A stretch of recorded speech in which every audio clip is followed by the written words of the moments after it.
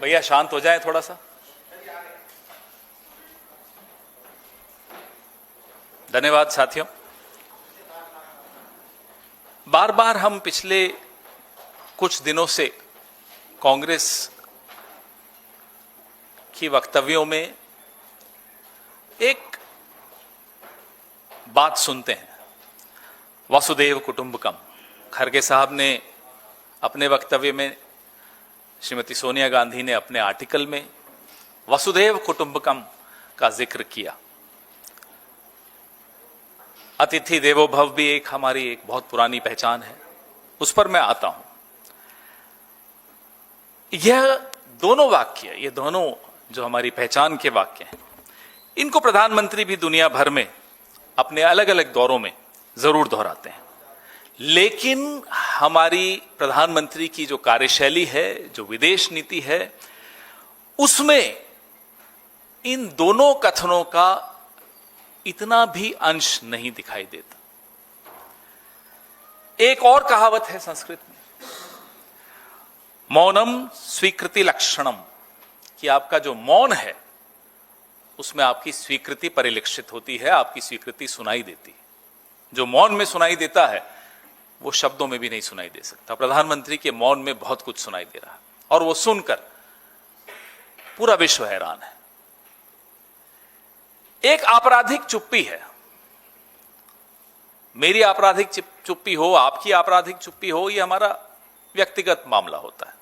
लेकिन अगर देश के प्रधानमंत्री की आपराधिक चुप्पी हो तो वो व्यक्तिगत विषय नहीं रह जाता, वो पूरे देश पर, पूरे विरासत पर एक बदनुमा दाग बनकर दिखने लग जाता है और आंखों को बहुत भद्दा दिखता है।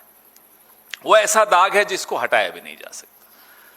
प्रधानमंत्री की एक आपराधिक चुप्पी है जो बदनुमा दाग पूरे देश पर, पूरे देश के नाम पर बनकर सामने, उभर कर सामने आ रहा। अब आप कहेंगे कि मैं ये भूमिका क्यों बना रहा हूं, किस लिए बना रहा हूं, तो पोस्टर तो आपके सामने है ही। अभी कुछ दिनों पहले जब बजट सेशन चल रहा था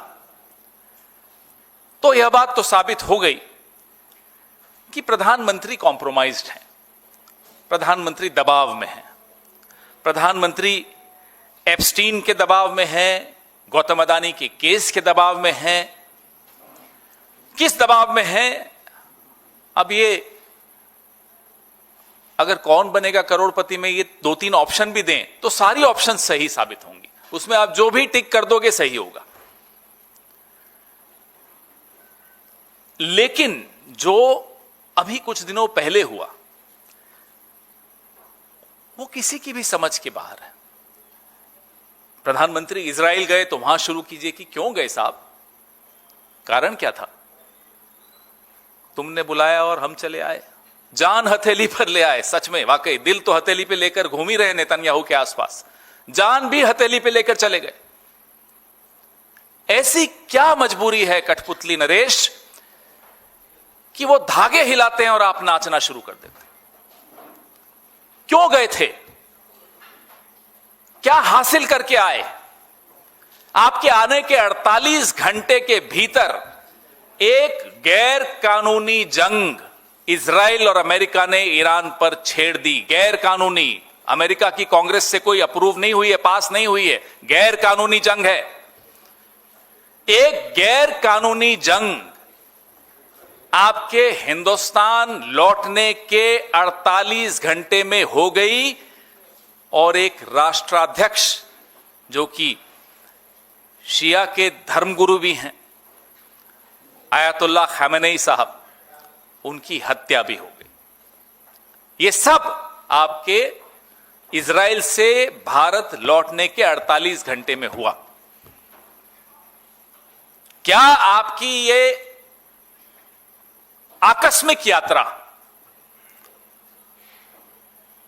इस पूरे घटनाक्रम को लेजिटिमाइज करने के लिए थी, एक कानूनी जामा पहनाने के लिए थी, एक लोगों को कुछ और दिखाना था और अंदर कुछ और तैयारी चल रही थी इजराइल और अमेरिका की, और आप उसमें कठपुतली बन गए, सामने आ गए साहब, हाँ सब कुछ ठीक है, सब चंगा। ये भारत का कद है आज की तारीख में। कि आपको कोई भी कठपुतली की तरह इस्तेमाल कर लेता है और आप इस्तेमाल हो जाते हो। और भारत का प्रधानमंत्री सिर्फ भारत का प्रधानमंत्री एक अकेला नरेंद्र मोदी नहीं है, पूरे भारत का प्रतिनिधित्व करता है। ये भारत की औकात बना दी, ये भारत की हैसियत बना दी प्रधानमंत्री नरेंद्र मोदी ने। नकली मेडल, एक ऐसा मेडल जो कभी था ही नहीं इजराइल में, यूनिकॉर्न पहना दिया, खुश हो गए साहब, इतलाते इतराते मेडल पहन के घूम रहे हैं। आज इजराइल की वो स्थिति है कि जो ग्लोबल साउथ है वो इजराइल से दूर दिखना चाहता है, इजराइल के पास नहीं दिखना चाहता। All the countries in the global south are trying to steer clear of the genocidal regime of Netanyahu. But the Prime Minister went happily there. याद करिए एप्स्टीन फाइल्स में क्या था, song and dance, sang and danced। 28 फरवरी को Iran पर ये हमले हुए। ये हमले तब हुए जब नेगोशिएशंस अभी जो चल रही थी ईरान और अमेरिका की, वो कंक्लूड नहीं हुई थी, खत्म नहीं हुई थी, कोई युद्ध की घोषणा नहीं, औपचारिक घोषणा नहीं हुई थी। और बार बार ये कंफर्मेशंस आ रही थी कि अमेरिका को ईरान से कोई खतरा नहीं है। इसलिए मैं दोहरा रहा हूं कि ये कांग्रेस से पास हुआ, अमेरिकी कांग्रेस से पास हुआ युद्ध नहीं है, गैर कानूनी युद्ध है। लेकिन भारत में इतना नैतिक बल नहीं था कि इसकी निंदा कर सके। एक शब्द नहीं निकला। सहमा हुआ प्रधानमंत्री, डरा हुआ प्रधानमंत्री, एक शब्द नहीं निंदा का निकाल सकता। और कभी भारत नैतिक नेतृत्व देता था पूरे विश्व को, आज से 15 साल पहले, 10-12 साल पहले यह हालत है। 1 मार्च को जो सुप्रीम लीडर ईरान के आयतुल्लाह खामेनेई साहब की हत्या हुई, जैसा कि मैंने आपको बताया, इंडिया ने, भारत ने, मोदी जी ने एक शब्द निंदा का उस हत्या की नहीं निकला उनके मुंह से। ये कौन सा नया भवन इन्होंने सेवा तीर्थ या जो भी बनाया है, सेवा तीर्थ से ईरान की जो एम्बेसी है, मुझे लगता है 1-2 किलोमीटर होगी। कंडोलेंस बुक खुली हुई है, नहीं जाएंगे प्रधानमंत्री। क्यों? अनुमति जब मिलेगी तब हिलेंगे। अनुमति कहां से? Gang of Epstein. एप्स्टीन के गैंग्स कंट्रोल कर रहे हैं आज प्रधानमंत्री को। उनकी अनुमति के बगैर न शोक प्रस्ताव हो सकता है प्रधानमंत्री की तरफ से, न निंदा प्रस्ताव आ सकता है प्रधानमंत्री की तरफ से। अफसोस कि मेरे देश का प्रधानमंत्री गैंग्स ऑफ एप्स्टीन के कब्जे में है। नहीं जाएंगे, लिख लीजिए आप। लेकिन इसके अलग अलग पहलू हैं। एक तो पहलू जो मैंने आपको अभी बताया मानवीय है, दूसरा ऐतिहासिक है, सांस्कृतिक है। हमारे जो रिश्ते रहे हैं ईरान के साथ, हजारों साल के रिश्ते रहे हैं। प्रधानमंत्री खुद कहते हैं कि जो हमारा रिश्ते ईरान से इतिहास से भी पुराने हैं, ये प्रधानमंत्री का कथन है। तो ऐतिहासिक पहलू भी है, मानवीय पहलू तो है ही। संकट की घड़ी में आप मानवीय पहलू भूल जाओ, आप ऐतिहासिक पहलू भूल जाओ, आप कठपुतली बने घूमते रहो, नाचते रहो, फिरते रहो, अचानक इजराइल पहुंच जाओ, नकली मेडल पहन लो। लेकिन एक आर्थिक पहलू भी है। आर्थिक पहलू ऐसा जो मेरे और आपके घर के किचन तक आता है, वो इस वॉर, इस गैर कानूनी युद्ध का आर्थिक पहलू एक एक भारतवासी को झेलना पड़ेगा। मैं आंकड़ों के साथ मैं आपको बताता हूं कि व्यापारिक पहलू क्या है और क्या नुकसान हमें इसका होने वाला है। आप आइए, जो स्ट्रेट ऑफ हॉर्मुज है, जिसको ईरान ने अभी बंद कर रखा है, ईरान ने 2 देशों के लिए वो स्ट्रेट ऑफ हॉर्मुज उनके जहाजों के लिए खोल दिया, चीन और रशिया। भारत का नाम उस लिस्ट में आपने अगर उम्मीद की हो तो गलत उम्मीद की थी, नहीं है। क्यों नहीं है वो आपको मैं बता ही चुका हूं। प्रधानमंत्री की आपराधिक चुप्पी, प्रधानमंत्री का गैंग्स ऑफ एप्स्टीन द्वारा जो कंट्रोल है प्रधानमंत्री के ऊपर, प्रधानमंत्री के मुंह से एक निंदा नहीं निकले, प्रधानमंत्री के मुंह से एक शोक का शब्द नहीं निकले। ये कारण है कि स्ट्रेट ऑफ हॉर्मुज जो चीन और रूस के जहाजों के लिए खोल दिया, ईरान ने भारत के जहाजों के लिए बंद है। और आज जब मैं आपसे बात कर रहा हूं, 10,000 करोड़ का भारत का सामान, 38 जहाज और 1100 सेलर्स अटके हुए हैं।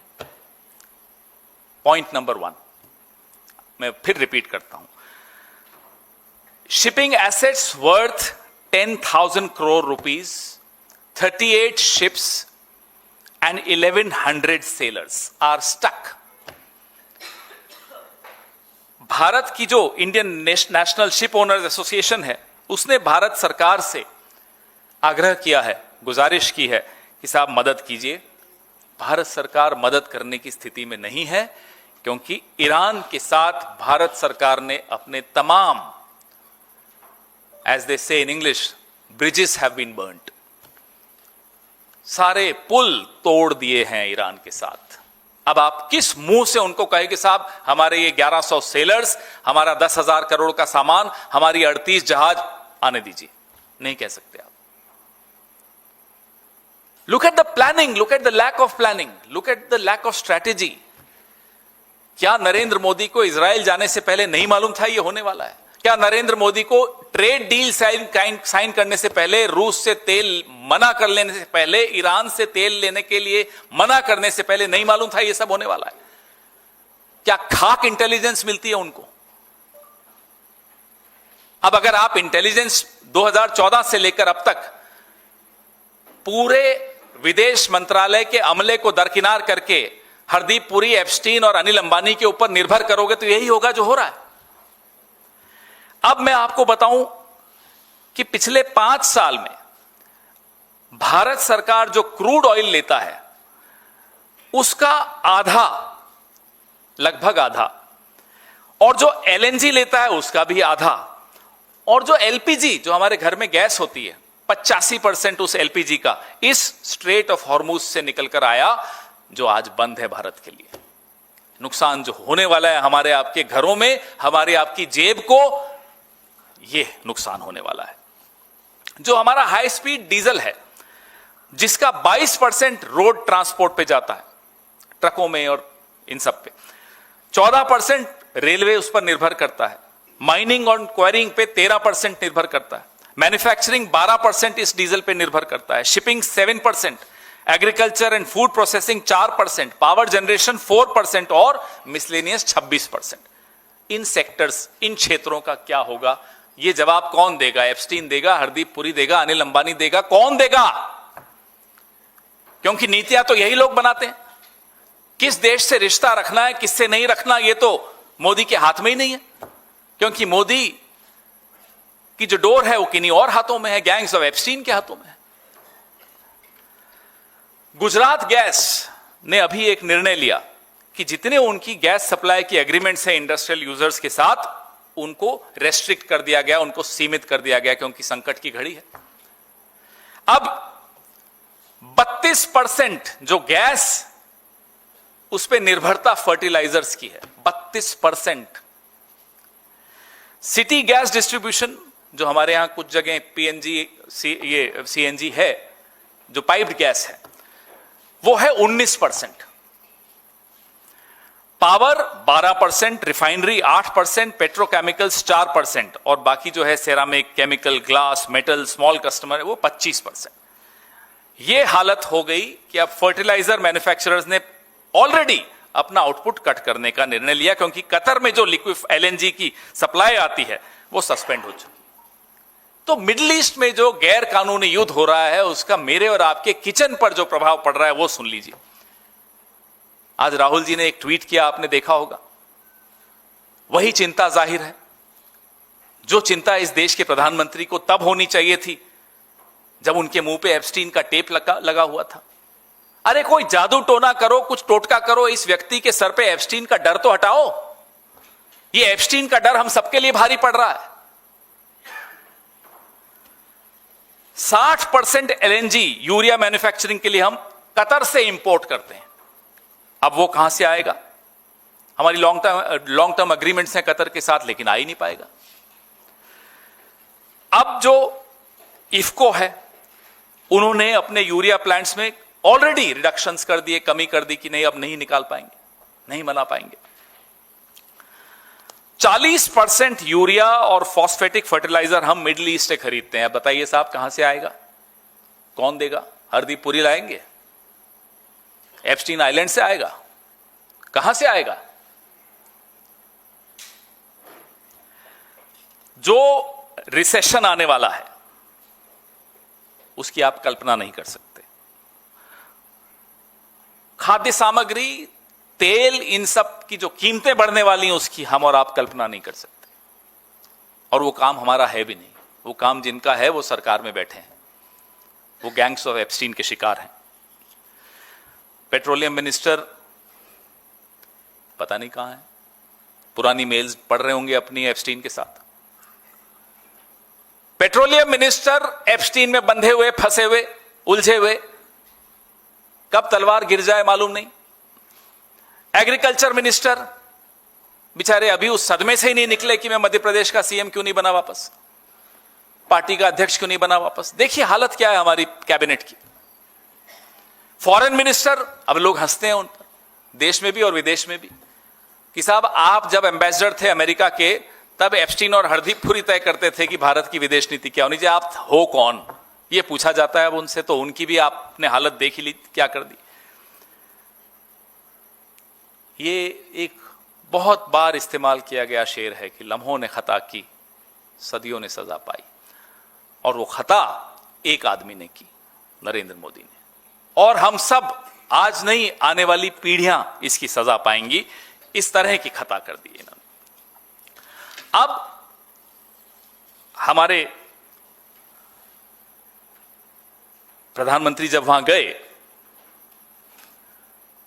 मालूम था, हम तो यही मानेंगे उन्हें मालूम था कि आने वाले कुछ घंटों में वॉर होने वाला है, गैरकानूनी वॉर होने वाला है।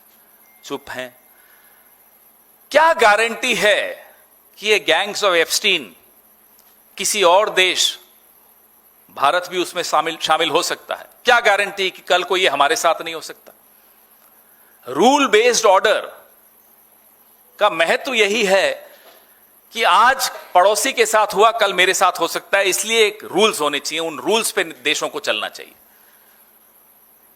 और रूल्स बेस्ड ऑर्डर का सबसे बड़ा हिमायती भारत रहा है, उसका ध्वजवाहक भारत रहा है। We have been the flag bearer of rules based order. और वो ध्वज नरेंद्र मोदी ने रौंद दिया, गिरा दिया। आज ये हालत है कि मोदी तो चुप हैं, खामेनेई साहब की हत्या पे चुप हैं, गैर कानूनी युद्ध जंग पे चुप हैं, लेकिन जो विरोध के लिए सड़क पर आए, वो सांसद हो, वो किसी शहर का पुराना भूतपूर्व मेयर हो, एफआईआर हो रही है साहब कि खामेनेई साहब की हत्या के विरोध में आप रोष व्यक्त नहीं कर सकते, आप शोक नहीं कर सकते, आप मातम नहीं मना सकते। ये मेरे देश का लोकतंत्र है। सांसद रूहुल्लाह मेहदी साहब की बात कर रहा हूं, उन पर एफआईआर हो गई, मातम भी नहीं मना सकते। ये इस देश की आज लोकतंत्र की हमने हालत कर दी, हमारे गैंग्स ऑफ एप्स्टीन ने। वो जरा चलाइए।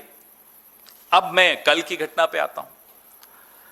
एक महासागर विजन थी हमारे देश के प्रधानमंत्री की, महासागर, ऑल बोल्ड में लिखा होता था महासागर। चलाइए वीडियो। खोजने में इन्वेस्ट करें। मुझे खुशी है कि आज भारत इस दिशा में लगातार कदम उठा रहा है। भारत पूरे इंडियन ओशन रीजन में फर्स्ट रिस्पॉन्डर भी बनकर उभरा है। बीते कुछ महीनों में ही हमारी नौसेना ने सैकड़ों जानें बचाई हैं। हजारों करोड़ रुपए के नेशनल और इंटरनेशनल कार्गो की सुरक्षा की है। इससे दुनिया का भारत पर भरोसा बढ़ा है। आप सबके कारण बढ़ा है और इसलिए मैं आज आप सबका भी अभिनंदन करता हूं। भारतीय नौसेना, कोस्ट गार्ड, उन पर यह लगातार भरोसा बढ़ता जा रहा है। आज आप ही देख रहे हैं, आसियान हो, ऑस्ट्रेलिया हो, गल्फ हो, अफ्रीका के देश हो, सबके साथ आज भारत का आर्थिक सहयोग लगातार मजबूत हो रहा है। अब वो संबंधों की इस मजबूती में चलने तो चलने ठीक ठीक। इंडियन ओशन रीजन में सुनिए, इंडियन ओशन भारत की रीजन, उपस्थिति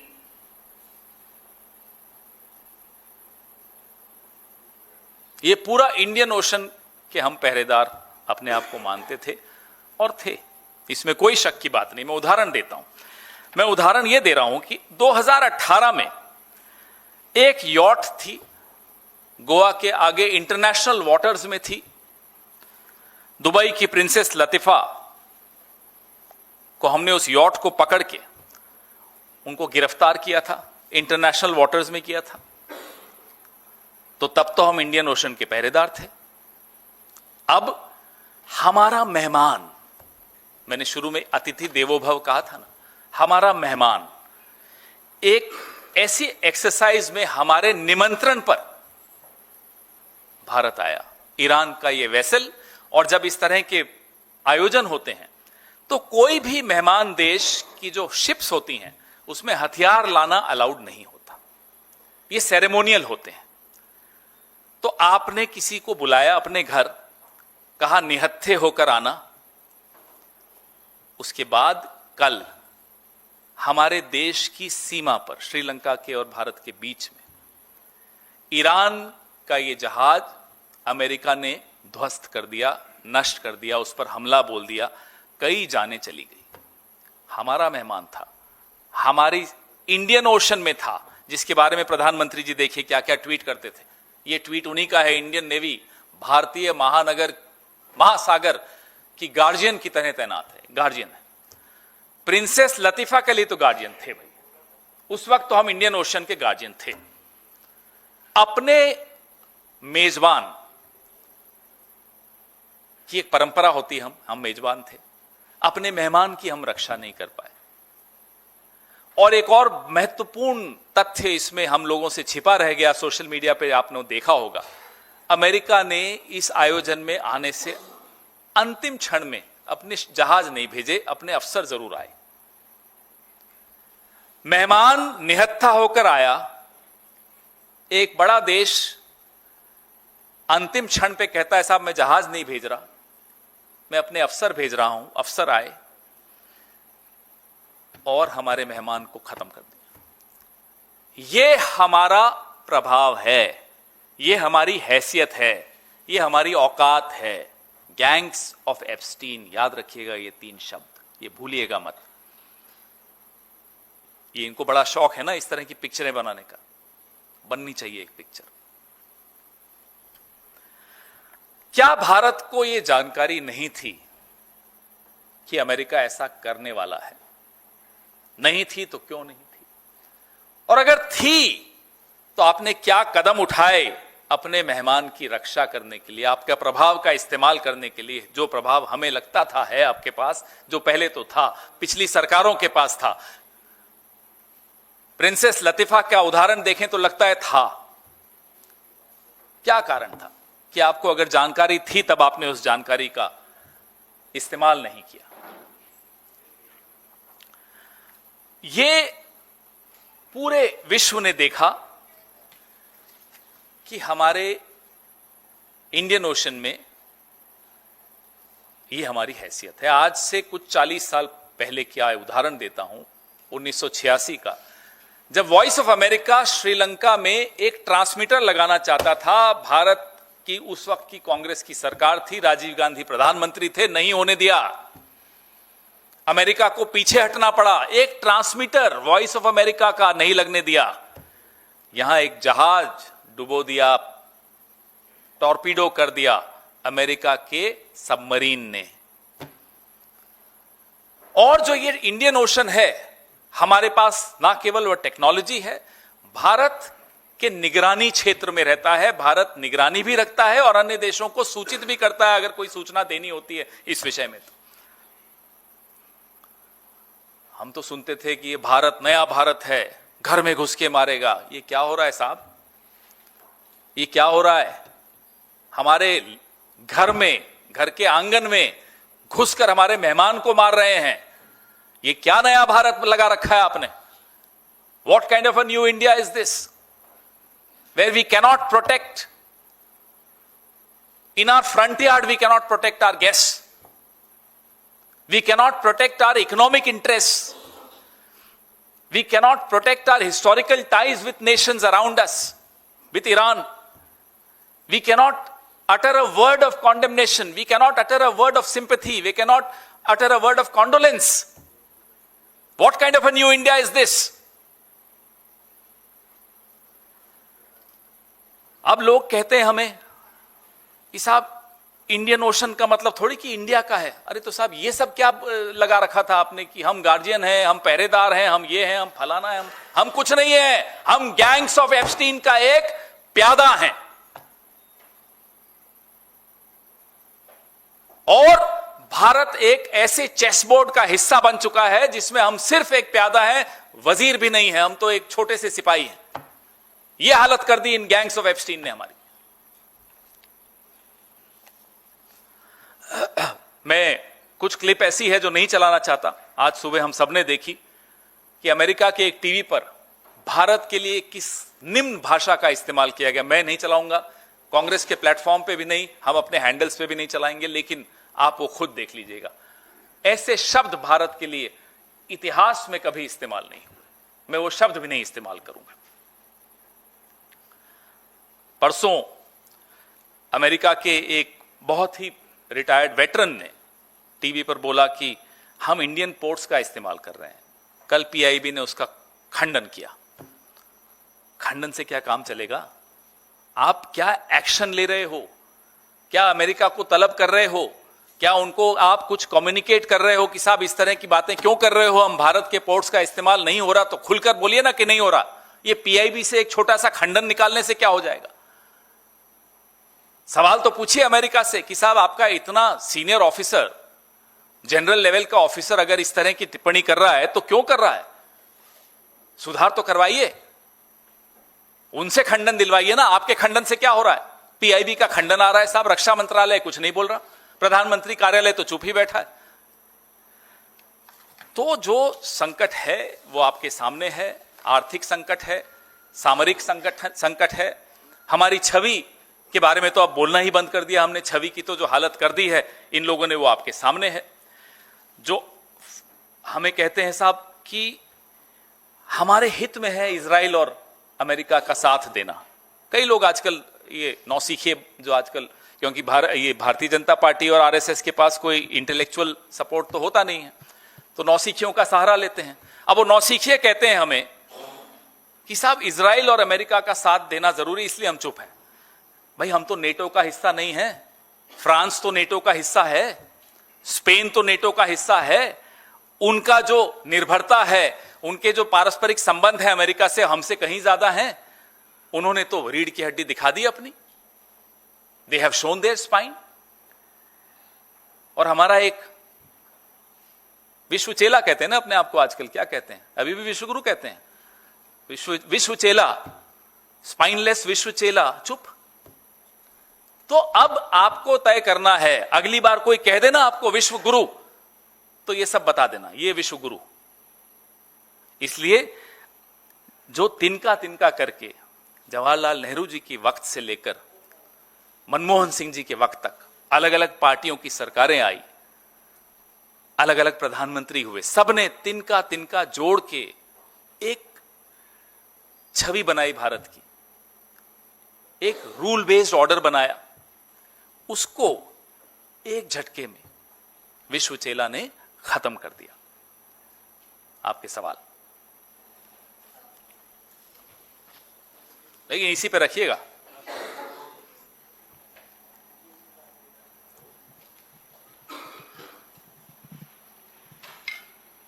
Sir, a joint statement has been released with Finland in which Prime Minister has mentioned that military conflicts cannot be a solution for anything. But he has mentioned about Ukraine and stated that whatever is happening, the tensions which are going on in the other parts of the world, there was no mention about Israel or Iran. हिम्मत What's नहीं your है. take upon it? You are still asking me after this long Mahabharata. You are asking me who is Arjun?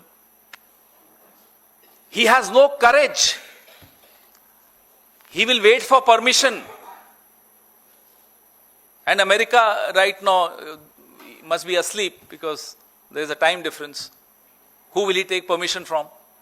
He will not utter a word of condemnation or concern on the Israel-US war, illegal war by Israel and US on Iran. Why do you even expect that from the Prime Minister of India? The Prime Minister of India is completely living under a shadow of fear. Whether that fear comes from Epstein or Gautam Adani's case or something which Anil Ambani knows, go and ask Hardeep Puri, he will be able to tell you. There is some huge shadow of fear under which the Prime Minister lives. Don't you see his body language? Sir, during previous governments, India also maintained a strong defense cooperation with Israel. Why is the same policy now being questioned? We are not questioning any relationships that you have with other countries. Don't forget that Israel was recognized by a Congress government. We have no problem with that. The thing is, there is a rule-based order that you need to respect. And it's not either or, that if I am a friend of Israel, I have to be necessarily an enemy of Iran. With Iran, we have historic civilizational ties. Can you ignore that? Strategic ties. We have economic dependence, interdependence. All that you will sacrifice for one friend. Netanyahu is Modi's new friend. Iran has been India's old friend. Don't forget that. पवन जी, आपने कहा कि सेवा तीर्थ और Iran embassy की दूरी बहुत कम है और प्रधानमंत्री नहीं जाएंगे. कांग्रेस की तरफ से क्या रुख है? अगर कंट्रोल हम तो जा ही रहे हैं. हमारे कई इमरान मसूद होकर आए, कई हमारे लोग जा रहे हैं. हमारे यहाँ थोड़े ऐसे कोई रोक टोक होती है. हम थोड़ी अमेरिका से परमिशन लेते हैं, इजराइल से थोड़े परमिशन लेंगे. हम लोग जा रहे हैं, जिनको जाना है अभी लगातार जा रहे हैं. बात यह है कि देश का जो निजाम है, जो देश का प्रधानमंत्री है, वो देश का प्रतिनिधित्व करता है. देश का विपक्ष तो अपना काम कर ही रहा है. देश का निजाम क्या कर रहा है, देश का राजा क्या कर रहा है, राजा कहते हुए हंसी आती है, कठपुतली क्या कर रहे हैं, वो तो विश्वचेला क्या कर रहा है, वो आपके सामने है.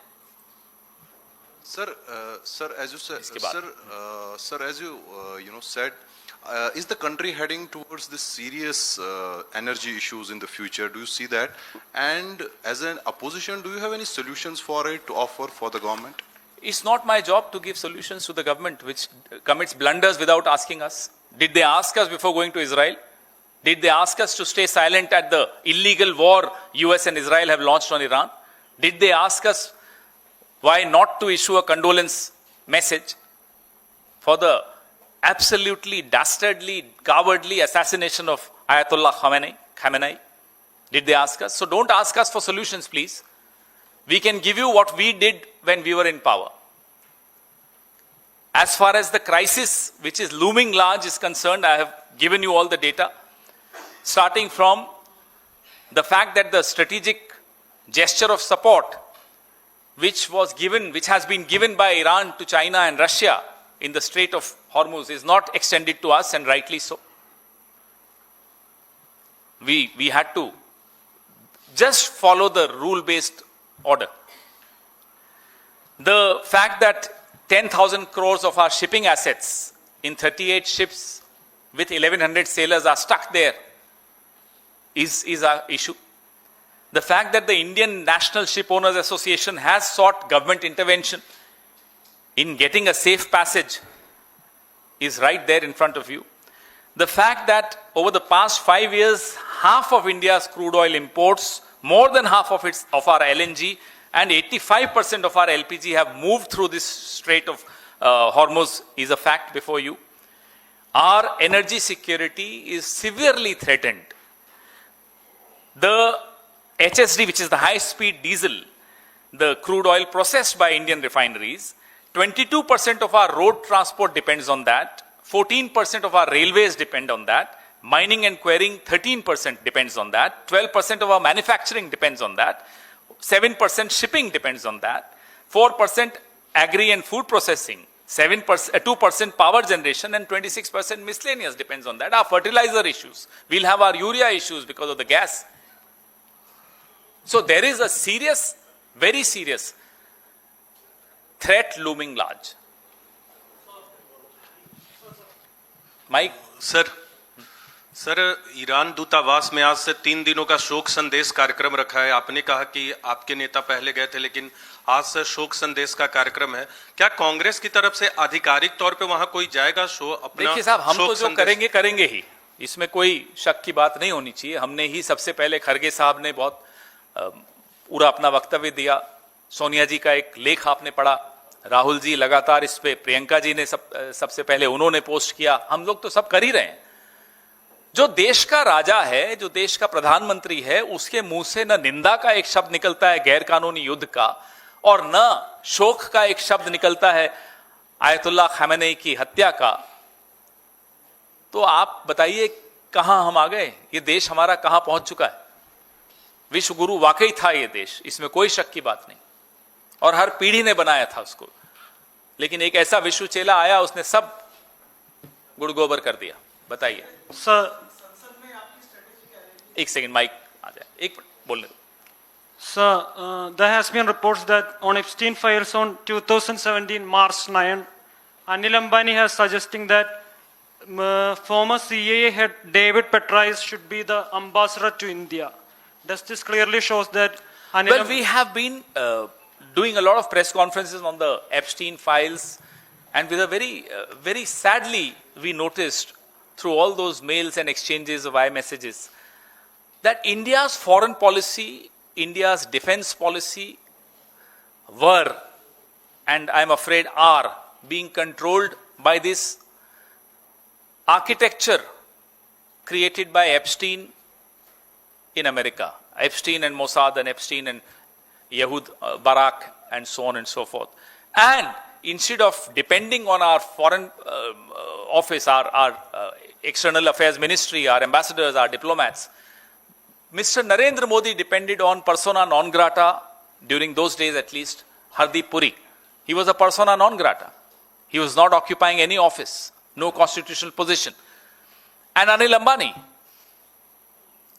and Ehud Barak, these people were deciding our foreign policy, our defense procurement decisions. And who will be the ambassador of US in India? Imagine. So, mike आ जाएगा अभी, आप इनको भी देना भाई माइक। इस इशू पर संसद के सत्र के अगले भाग में कांग्रेस पार्टी की स्ट्रेटेजी क्या रहेगी, कांग्रेस की और पूरे अपोजिशन की? देखिए साहब, ये बहुत गंभीर मुद्दा है।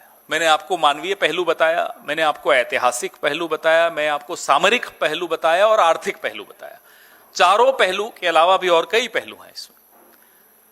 ये तमाम पहलुओं को देखते हुए जाहिर सी बात है कि अगर एक ऐसे निर्णय हमारे प्रधानमंत्री ने लिए हैं, या ऐसे निर्णय जो नहीं लिए हैं, उसका सीधा सीधा प्रभाव हमारे आपकी जिंदगी पर पड़ता है, हमारी आपकी अर्थव्यवस्था पर पड़ता है, हर घर की अर्थव्यवस्था पर पड़ रहा है। तो ये मुद्दा तो गंभीर है और डोमिनेट करेगा ही। सर, आपने दो माइक इधर से आपने अपनी प्रेस कॉन्फ्रेंस में कहा कि जब इजराइल गए थे प्रधानमंत्री, तो क्या उनको इस युद्ध के बारे में नहीं पता था? तो क्या ये आपका एलिगेशन, आरोप है कि प्रधानमंत्री को इस पूरी वॉर के बारे में पता था और इसीलिए वो वहां पे गए? ये आपका एक एलिगेशन है? आपकी बात मान लेते हैं कि नहीं पता था। ये क्या दोस्ती है आपकी नेतन्याहू के साथ? उसने आपको बताया भी नहीं, आपको बुला लिया और आपके जाते ही काम कर दिया पूरा। ये आप बताइए, अपमान है या नहीं है? आपकी हैसियत क्या है वो उनकी नजरों में? ये दिखता है या नहीं दिखता? ये तो उस अजम्पशन पे चल रहे हैं हम कि नहीं पता था, और अगर पता था तो आपने ये सारे ऐतिहासिक, मानवीय, सामरिक और आर्थिक नुकसान जो भारत को हो रहा है, उस दिशा में आपने क्या कदम उठाया, मुझे बताइए। नहीं उठाया, तभी तो मैं आपराधिक चुप्पी कहता हूं। Criminal silence of the prime minister इसीलिए कहते हैं। सर, ये जो खामेनेई की मौत के बाद भारत सरकार का रुख है, उसको लेकर जब आप सवाल उठा रहे हैं, तो बीजेपी की तरफ से कहा जा रहा है कि जब सद्दाम हुसैन को फांसी दी गई थी या जब गद्दाफी को मारा गया था, तब की यूपीए सरकार ने उसकी निंदा नहीं की थी। इसका आप क्या जवाब? हमने सही स्तर पे सही टिप्पणी उस वक्त भी की थी। बात यह है कि जब कमियां निकालनी है तो नेहरू जी की निकालेंगे, और जब आप खुद पकड़े जाओगे तब भी हम पर निर्भर करोगे। सब आपने उस वक्त ये नहीं किया था। हमने जो किया था वो आप सबके सामने है, उसका नतीजा आप सबके सामने है कि भारत का एक दर्जा था, पूरा विश्व भारत की तरफ देखता था। मैंने आपको एक 1986 का उदाहरण दिया, वॉइस ऑफ अमेरिका एक ट्रांसमीटर का, वो नहीं लगने दिया श्रीलंका में हमने। ये प्रभाव था हमारा। और मैं को जब ये बोलता हूं कि प्रभाव था, तो मुझे खुद अफसोस होता है कि मेरे को पास्ट टेंस में बात करना पड़ रहा है कि प्रभाव अब नहीं है। ये हालत है हमारी। हम सरकार नहीं चला रहे, हमें लगता है हम गैंग्स चला रहे हैं। दुबई की प्रिंसेस लतीफा को वहां से अगवा करके सुपुर्द करना है दुबई, वो कर देंगे साहब। तब हमारा प्रभाव क्षेत्र है इंडियन ओशन में, अब नहीं है। बताइए, क्या ये सरकार चलाने का तरीका है? रूल्स बेस्ड ऑर्डर क्या ये होता है कि जब सूट करे तभी हमने कहा जो देश, जो समाज, जो शख्स, जो कौम सिद्धांत पर चलती है वो लंबा चलती है। हमारी सभ्यता सिद्धांतों पर टिकी हुई है, सिद्धांतों पर चलती है, इसलिए इतनी लंबी चली। लेकिन ये विश्व चेला, माफ कीजिएगा। पवन जी, दो सवाल हैं। एक तो जो भारतीय लोग दुबई सहित जो गल्फ कंट्रीज में फंसे हुए लोग हैं, वो परेशान है, हैरान है, उनकी वतन वापसी नहीं हो पा रही है। दुबई में भोपाल के करीब 12 से 15 लोग फंसे हुए हैं, उनकी फ्लाइट्स कैंसिल वहां पर की जा रही है। भारत सरकार की ओर से कोई मदद नहीं पहुंच पा रही, क्या कहेंगे आप? ये सवाल बहुत महत्वपूर्ण है। हमारे 3 सेलर्स भी मारे गए हैं, उन सबको हमारी श्रद्धांजलि। और हमारे कई लोग अटके हुए हैं। क्या प्रधानमंत्री जब इजराइल गए थे तो एक दोस्त को, अपने दूसरे दोस्त को नहीं बताना चाहिए था कि साहब ये सब होने वाला है, अपने लोगों को थोड़ा महफूज रखो? फिर उसी पे आ गई बात। हमारे हित की रक्षा हमारा दोस्त नहीं कर रहा, फिर भी हम उसके गले पड़ रहे हैं। साहब तुम हमारे दोस्त हो, हम तुम्हारे दोस्त हैं, क्योंकि पेगासस का रिश्ता है, दर्द का रिश्ता है, एप्स्टीन का रिश्ता है। क्या रिश्ता है साहब? यही तो पूछ रहे हैं हम। हमारे लोग अटके हुए हैं, हमारे लोग मारे जा रहे हैं, और भाई साहब वहां नकली मेडल पहनकर आ गए, इन्हें मालूम ही नहीं था। वो मेडल की चमक में बह गए, भटक गए। यही तो हमारे गंभीर सवाल है साहब कि क्या डर है आपके अंदर, क्या खौफ है आपके अंदर कि आप भारत के हितों का समझौता करने में 1 सेकंड नहीं लगाते। खत्म, लोग मर रहे हैं, मरने दीजिए, जो उचित समझो वो करो। यह बहुत गंभीर मुद्दा है। और अगर भारत सरकार को थोड़ी सी चिंता होती तो प्रधानमंत्री इजराइल या तो जाते नहीं, या एक स्टैंड लेते, या गए थे तो कुछ करके आते। अब पवन जी, एक और सवाल है बिहार की राजनीति से, इस पे पहले हो जाए फिर बात में।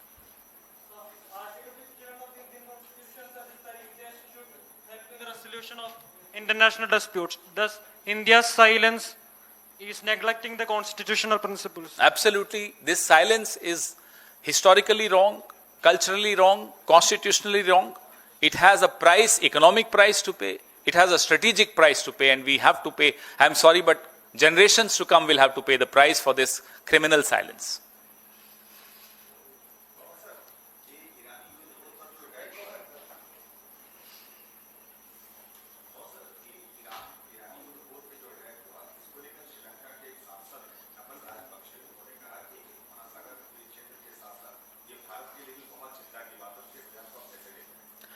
ये मुझे इस बयान से दुख होता है कि हमें श्रीलंका ज्ञान दे रहा है। यह स्थिति आ गई। श्रीलंका की नेवी हमारी नेवी से कहीं कम मानी जाती, हमारी उत्कृष्ट नेवी है। लेकिन जब यह पोत डूबा तो श्रीलंका की नेवी ने बचाव काम शुरू किया, हम लोग अभी कहीं नहीं दिख रहे। और ये खतरे की घंटी, ये खतरे की दस्तक हमारे दरवाजे पे आ गई है। अमेरिका अगर हमारे दरवाजे पे आकर इस तरह का कांड कर सकता है तो सोचिए वो क्या क्या कर सकता है। उसका डर खत्म हो गया है, लिहाज खत्म हो गया, आंख की शर्म खत्म हो गई। वो क्यों हुई? क्योंकि आपके देश का प्रधानमंत्री गैंग्स ऑफ एप्स्टीन के कब्जे में है, ये याद रखिएगा।